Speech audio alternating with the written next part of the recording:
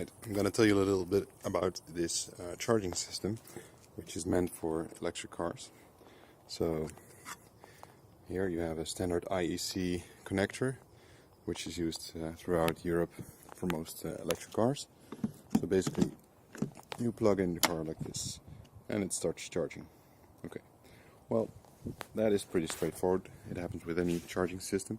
But what happens if you have multiple electric cars and only a limited amount of power available?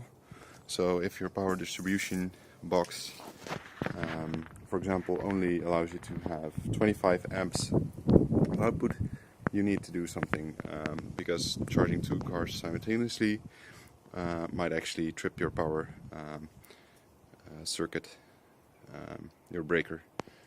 So what happens? Well, what you can do is you can have,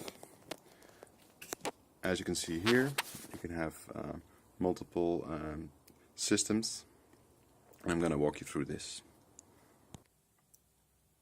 Okay, what you see here is the Open ESVE, which stands for Open Electric Vehicle, EVSE, Electric Vehicle Supply Equipment, which basically communicates with the car. And the only thing it does is basically register when the car is connected, and when it senses it's connected and the car is actually asking for a charge, it will activate a relay, which is not part of the system, but which is in the box next to this. So in this box, which I'm going to open up in a second, there are multiple relays, and the benefit is that you could charge multiple cars. But one of the relays, one of the kinds of relays, is actually meant to be able to select a car. So what we're going to do is actually make this charging system think that it's connected to a single car, even though we're actually disconnecting it from a car automatically and connecting it to a different car, both in terms of input and output. So it basically thinks it's just being disconnected and reconnected to a different car. While at the same time, actually, both connectors can just remain connected. The big benefit of this is that cars can just be plugged in whenever people want to plug them in. They don't have to actually swap any chargers or swap any plugs. And at the same time, you don't risk tripping any breakers. So all of the cars will be charged, for example, in the morning or whenever you leave work. So I've developed several systems to allow this to happen with only one charging system. So the Open EVSE is the charging system itself, which contains some logic that I didn't want to develop because it's sort of straightforward standard charging electric vehicles charging stuff. The stuff that I did develop is this combination. I'm going to open up the box right now. Alright, here you see the inside of the box.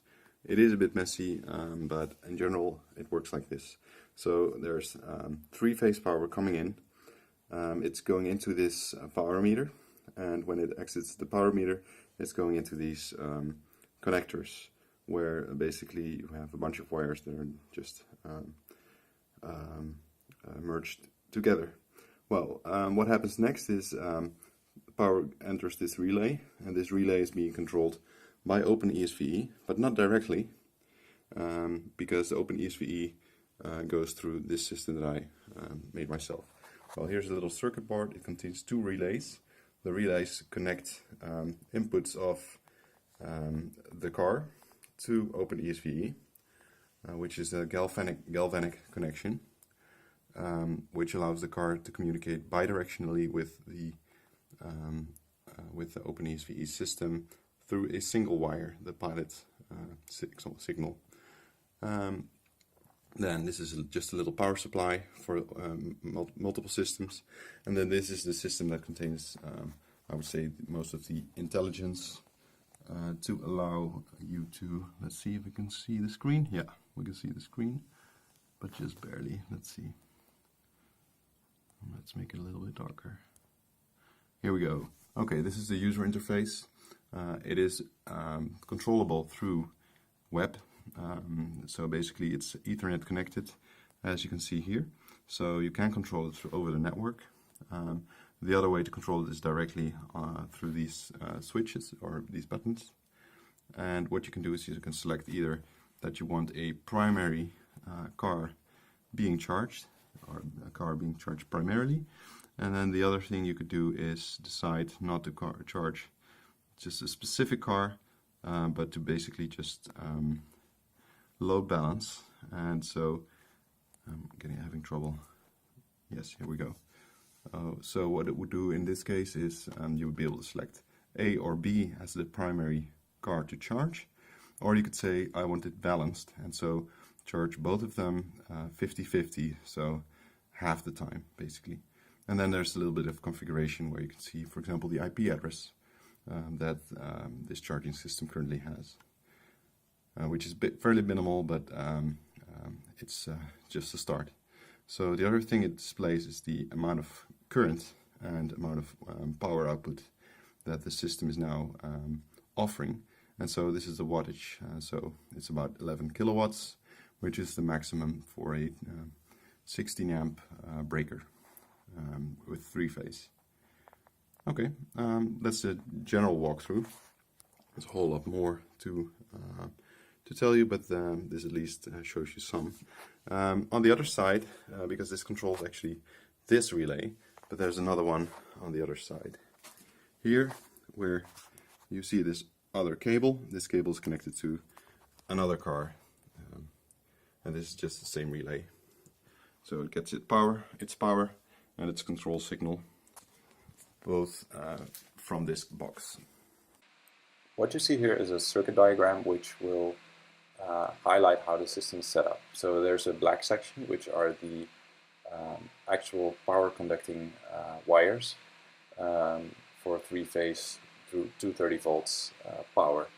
They are being activated by the orange wires, so the relays will get a signal, low current signal through the orange wire, and there's another color of wires which is green.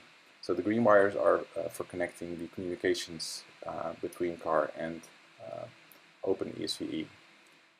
So either the selectors are in the top or in the bottom position. So what happens is, if the car is connected with the pilot wire to the charge controller, it will request a current, and so if that happens, the orange wire will be activated by OpenESVE. So normally within 50-50 balancing mode, both cars will have equal time to charge. But what happens if a single car is already full? It will not register any current flowing, and so the power meter will not pulse. And so I'm listening for these pulses, of course, also to know how much power is flowing, but also to know if there's a car present at all. And so if the state of charge is reached or there is no car, it can actually use 100% of the time for the car that is actually connected and that needs a charge.